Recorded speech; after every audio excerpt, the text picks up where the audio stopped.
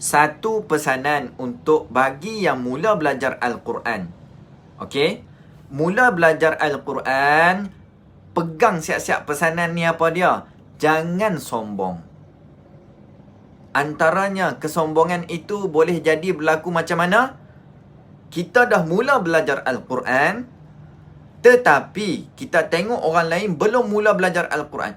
Kita tertanya-tanya, kenapa dia tu tak belajar Al-Quran? Padahal bukannya kerja dah pencin dah, tapi tak mau belajar Al-Quran juga. Sebab apa? Nampak tak? Allah uji hati kita. Kita baru mula belajar Al-Quran. Itu orang yang baru belajar Al-Quran. Orang yang dah kenal Al-Quran, dah pandai baca Al-Quran, juga sama. Kawal hati kita supaya kita tidak anggap buruk kepada orang lain yang mula nak belajar Al-Quran. Sebab apa? Itu adalah didikan Allah, ujian Allah untuk beliau. Kita anggap baik kepada beliau sebab apa? Sebab kita hanya berdoa saja untuk dia dapat hidayah untuk mula belajar Al-Quran. Yang ada yang tengah tengok sekarang ni, dah terror belajar Al-Quran. Tolong jangan kritik orang yang mula nak belajar Al-Quran sebut tak betul. Kita dulu pun macam tu. Even saya dulu pun macam tu. Nampak? Hati kita kawal. InsyaAllah akan Allah permudahkan lebih lagi. Hati-hati. Sebab apa? Kita kadang-kadang tergelincir daripada tanggapan yang baik kepada tanggapan yang buruk. Untuk menjaganya yang lebih baik adalah dengan buat apa tuan-puan? Tulis dekat bawah. Berdoa untuk dia. Berdoa untuk dia. Supaya Allah berikan hidayah untuk mula belajar Al-Quran dengan lebih baik. Kita tidak sempurna tuan-puan. Kita tidak sempurna. Kita masih dalam pembelajaran. Siapa pun, guru-guru sekalipun, tetap dalam pembelajaran. Sebab apa? Ilmu Allah ini luas. Especially Al-Quran. Sangat luas. Kita baru belajar hari ni, rasa macam dah belajar. Tapi kenapa tak boleh lagi sebut dengan betul ni?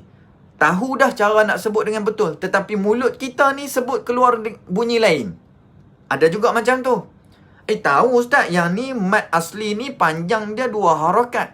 Tapi bila baca Al-Quran, mesti ada miss dia. Sebab apa? Sebab itu adalah Allah tengah didik kita. Jangan kita sombong.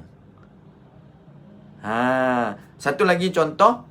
Ni musim Tarawih. Kan kita dah tahu izhar halqi, ikhfa, idgham bila gunnah, idgham ma'al gunnah. Cara baca dia macam ni. Kan? So, bila kita dengar imam tu baca, datang dalam hati kita. Apa dia? Apa ni? Mereka jemput imam pun dah lah tahfiz. Baca sangkut-sangkut. Contoh. Kan? Dah lah juzuk 1. Baca sangkut-sangkut. Nampak tak? Ni hati kita. Sebab apa? Kita dah terbiasa. Walaupun dalam bulan Ramadan. Kita didik hati kita supaya anggap buruk dekat orang.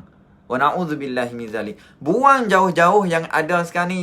Saya mohon, buang jauh-jauh yang tengok video ni. Buang jauh-jauh sifat sombong itu adalah sifat yang tercela. Buang jauh-jauh. Ia akan merosakkan hati kita dan kita akan mula jauh dengan Al-Quran. Sebab apa? Kita dah rasa kita hebat. Kita dah rasa, tak apalah, dah khatam dah bulan Ramadan ni. Tak apalah, bulan Ramadan tahun depan pula dah. Tup-tup bulan Ramadan tahun depan tak sempat. Jadi last dia bulan Ramadan ni sahaja. Kan?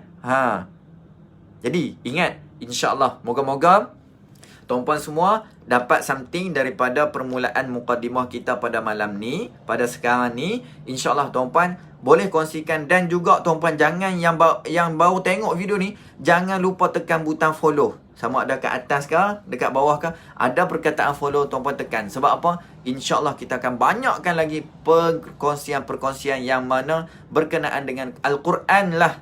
Especially Al-Quran lah kita dekatkan. So insyaAllah. Betul?